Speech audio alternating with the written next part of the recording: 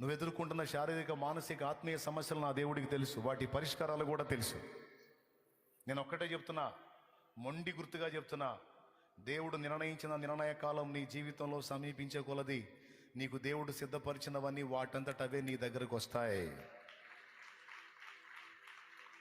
దేవుడు సిద్ధపరిచిన సమయం నీ దగ్గరకు వచ్చినప్పుడు, ఆ టైంలోకి నువ్వు వచ్చినప్పుడు కావాల్సిన ప్రతిదీ నీకు ముందే సిద్ధపరిచాడు నా తండ్రి. ఎందుకంటే నువ్వు ఆయన సొత్తువి, ఆయన స్వాస్థ్యానివి, ఆయనే లోకంగా బతుకుతున్న వాడివి, బతుకుతున్న దానివి. నా దేవుడు నమ్మకస్తుడు. ఆయన్ని ప్రేమించి ఆయన ధ్యాసలో, ధ్యానంలో, ఆయన లోకంలో ఉన్న నీకు అన్యాయం చేయడు. లోకస్తులకి అన్నీ ఇస్తున్నవాడు నీకు అన్యాయం చేస్తాడని ఎందుకు అనుకుంటున్నా? వెర్రిముఖమా, సైతాను మోసం చేస్తున్నాడు, నిన్ను భయపడొద్దు. లోకస్తులకి అన్ని ఇచ్చే దేవుడు తన బిడ్డవైన నీకు మరి నిశ్చయంగా ఇచ్చును. ఇంకా చెప్పాలంటే ఆయన బిడ్డవైన నీకు దాచిపెట్టినవి నువ్వు అడుగు వాటికంటే, ఊహించే వాటికంటే కూడా ఉన్నతంగా ఉంటాయి.